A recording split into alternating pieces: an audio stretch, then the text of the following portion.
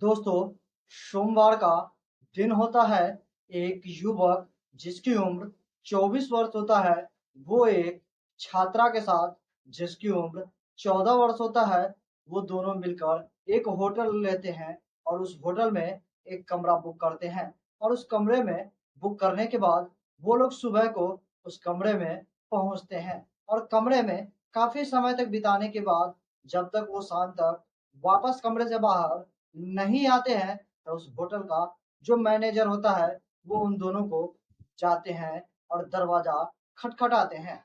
लेकिन काफ़ी समय तक दरवाज़ा खटखटाते हैं और उस दरवाजे के अंदर से किसी की भी कोई आवाज़ नहीं आती है। तो उस मैनेजर को कुछ गलत होने का अंदेशा होता है और उसके बाद वो तुरंत ही इस घटना की जानकारी पुलिस को देते हैं। और पुलिस जब इस घटना स्थल पर पहुँचते हैं, तो वहाँ पर देखते हैं कि उस दरवाजे के अंदर जो चीज़ दिखाई देती है, उसे देखने के बाद सबकी रूह काँप जाती है और किन्हीं को भी यकीन नहीं हो रहा था कि वो जो 24 साल का व्यक्ति था, वो उस 14 साल की छात्रा के साथ इस अवस्था में मिलेगा। आखिर ये पूरी कहानी है क्या? और वो टीचर जिसकी उम्र 24 वर्ष थी, वो 14 साल के छात्रा के साथ आखिर क्या कर रहा था? आज की इस कहानी में विस्तार से जानेंगे। नमस्कार दोस्तों, मेरा नाम है सुशील पंडित और आज की जो यह कहानी है काफी दिल दहला देने वाली है। दोस्तों, यह घटना उत्तर प्रदेश राज्य के अलीगढ़ जिले की है।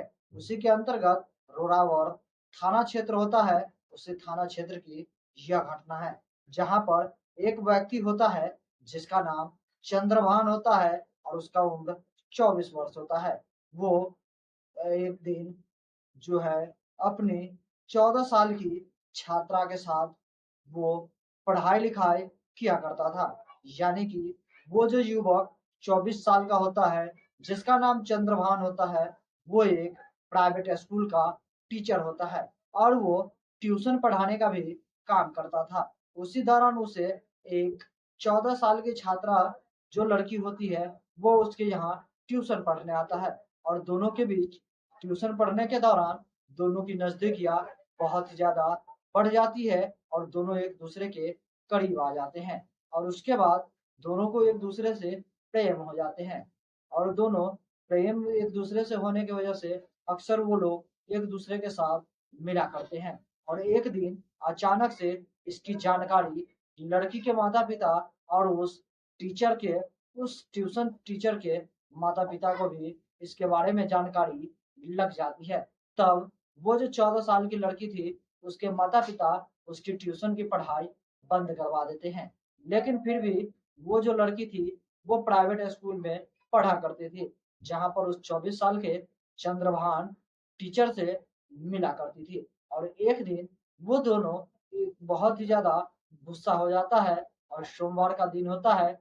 वो 24 साल का टीचर चंद्रभान और 14 साल की छात्रा दोनों मिलकर रोजमर्रा थाना क्षेत्र के अंतर्गत एक होटल आता है। उस होटल में वो लोग एक कमरा बुक करते हैं और उस होटल के कमरा नंबर 204 में जाकर दोनों लोग एक साथ समय बिताते हैं।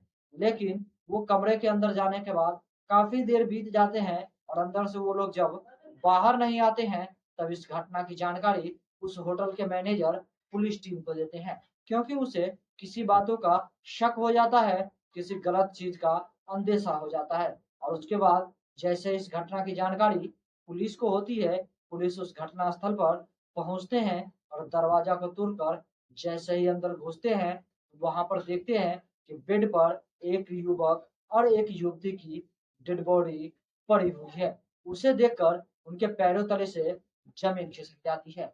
उन्हें पता ही नहीं चलता कि आखिर उन दोनों के बीच ऐसा क्या हुआ, जिसकी वजह से दोनों मृत अवस्था में पड़ा हुआ है।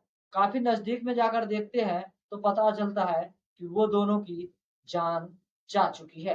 तब पुलिस उसकी डेड बॉडी को बहुत ही अच्छी तरीके से देखते हैं और आखिर उसकी मौत क्यों हुई होगी और उन दोनों के बीच आखिर क्या संबंध था, इसके बारे में पता लगाने की कोशिश करते हैं और उसके बाद उसकी डेड बॉडी को पोस्टमार्टम के लिए भेज दिया जाता है और पुलिस इस मामले में पता कर रही है कि आखिर वो दोनों की जान कैसे गई।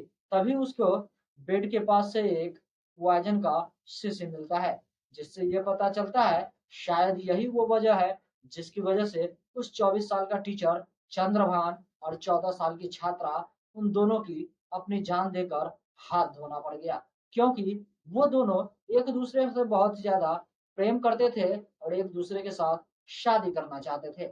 लेकिन इसके लिए ना तो लड़की के माता पिता राजी थे और ना ही उस टीचर के माता पिता राजी होते हैं।